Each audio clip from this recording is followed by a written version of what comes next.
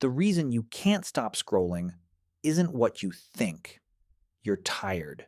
You're not enjoying what you're watching, and a part of you already wants to stop. Yet somehow, you're still scrolling. That moment usually comes with a quiet thought: why am I still doing this? Most people jump to one explanation. They assume it's addiction, or laziness, or bad self control, that if they were stronger or more disciplined, they would just put the phone down. But that explanation doesn't really match the experience. Because this doesn't feel intense or compulsive, it feels automatic. What's actually happening is much quieter. Your brain isn't chasing enjoyment, it's responding to change.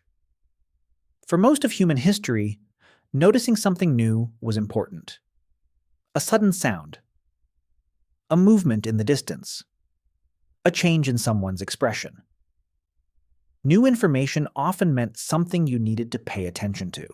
The human brain evolved to stay alert to novelty because novelty could matter. Now that same system is pointed at a screen that never stops changing. A new video appears, a different face, another opinion, another update. Even content you don't care about still counts as new, and every small change gives the brain a tiny signal that says, pay attention to this.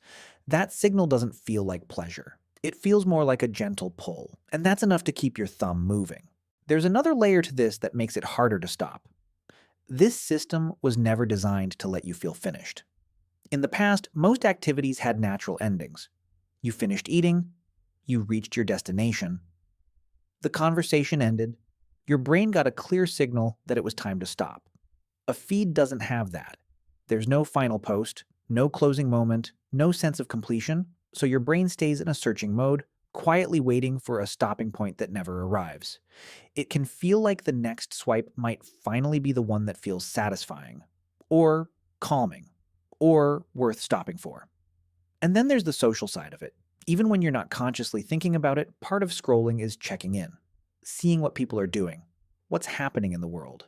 Whether there's something important you might miss, that fear of missing out doesn't have to feel dramatic or anxious. Often it's subtle, just a background sense of staying updated. That instinct made sense in small communities.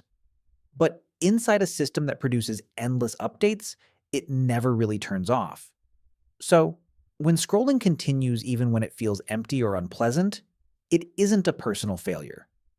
It's a normal human brain meeting a design that's very good at keeping attention slightly unfinished. Once you see that, the habit starts to make more sense. It stops feeling like a flaw and starts to feel like a response. This channel is for people who want to understand their habits, not blame themselves for them. If that sounds like you can subscribe for more.